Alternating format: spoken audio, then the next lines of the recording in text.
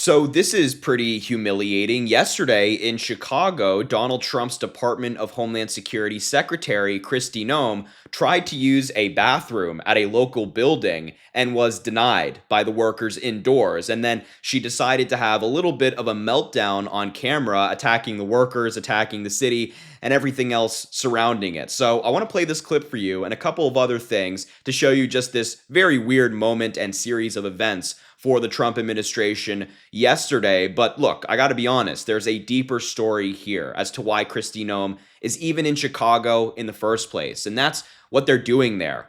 They've launched this immigration operation that's been taking place since September. And some of the stories we are getting out of the city are just horrific. Entire apartment buildings being ransacked, people being forcefully removed from their apartment buildings. And I even have a clip to show you later of kind of a weird, terrifying moment where police are just marching down, ICE agents, I should say, are marching down a street in Chicago, and it just looks very dictatorial. So we're going to get into all of this and more. Before I do so, make sure to subscribe to the channel down below, drop a like on the video, comment, let me know what you think about this story. And to start off, let's just all watch Kristi Noem's short little meltdown. Take a look. Can we use your restroom? No, you cannot. We can? Okay. All right. Thank you. Interesting. That's what Governor Pritzker says is cooperation and keeping people safe. They're such snowflakes. They're such snowflakes. So why wouldn't they let you in? What's been going on here? What's been going on here, Secretary? We were coming to go out and do some operations to pick up some guys with criminal convictions on them, and the city police wouldn't even let us use a restroom. And you were just blocked by by a worker here for the city? A worker at the municipal building here in Broadmoor would not allow us to go in and to use a restroom at the police station. So as much as these local leaders and governors talk about cooperating and having the backs of our law enforcement officers, this is what we have to put up with every single day. And all we're doing is getting criminals as terrorists and cartels and gang members off the streets to make families safer here. Such liars, man. I mean, is impeding law enforcement? I mean, this is a real problem around This is a real problem. I'm so proud of our officers that deal with this every single day. They know that America's got their backs. This is such an embarrassing display from both Kristi Noem and Benny Johnson, who is filming her. That's why there's a camera crew. It's Benny Johnson's crew. This was him yesterday wearing a Border Patrol federal agent bulletproof vest.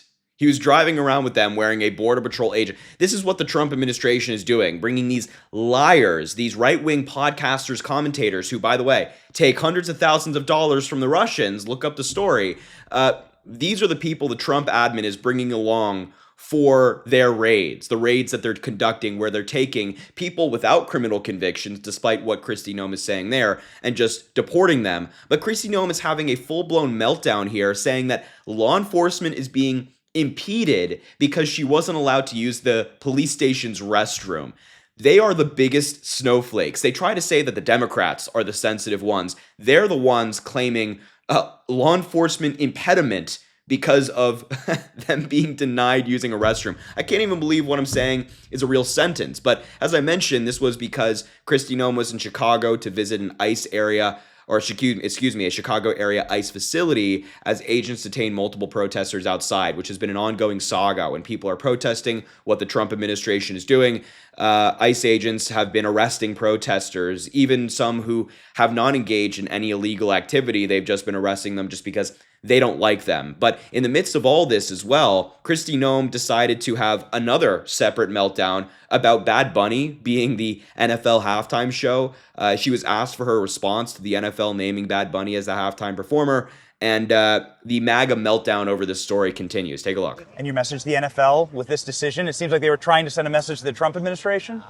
Well, they suck, and we'll win, and God will bless us, and we'll stand and be proud of ourselves at the end of the day, and they won't be able to sleep at night because they don't know what they believe, and I mean, they're so weak.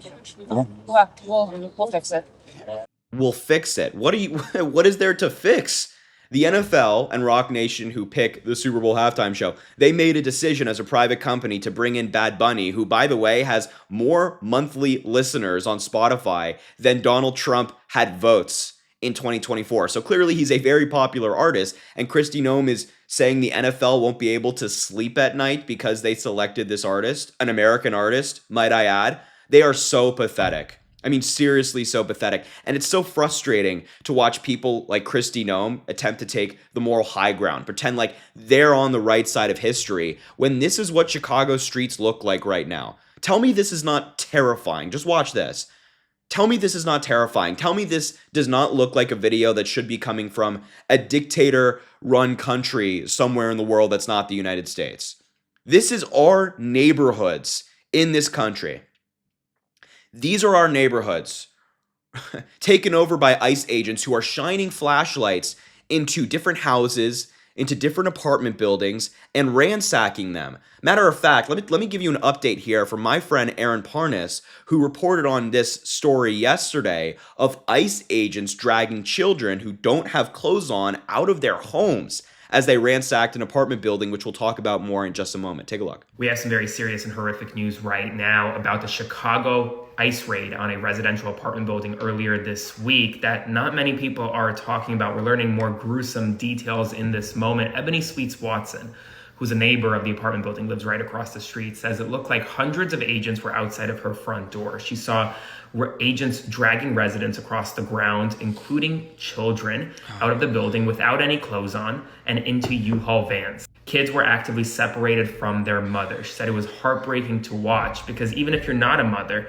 seeing kids, quote, coming out butt naked and taken from their mothers, it was horrible. She went in to help one of the residents in the building and she was shocked by what she saw. There was stuff everywhere. Birth certificates and paperwork was thrown all over. Water was leaking into the hallway. ICE ransacked a residential building, dragged children out into U-Haul vans in Chicago, and no one is talking about it. Spread the word because people...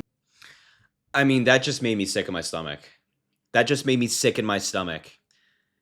That, Kristi Noem is here saying they won't be able to sleep at night. How does Kristi Noem sleep at night when this is what the Department of Homeland Security is doing? They're breaking out like military equipment to go ransack apartment buildings. The New York Times has more reporting on this. Drones, helicopters, hundreds of arrests. Trump's immigration crackdown in Chicago so far. This week, the administration has visibly followed through. On Sunday, federal officers in camouflage patrolled tourist-heavy areas of downtown Chicago and a conspicuous pack, attracting stares and taunts, including from a bicyclist the agents tried to chase. On Monday, U.S. military officials said that 100 National Guard troops would be deployed to Illinois to protect federal facilities.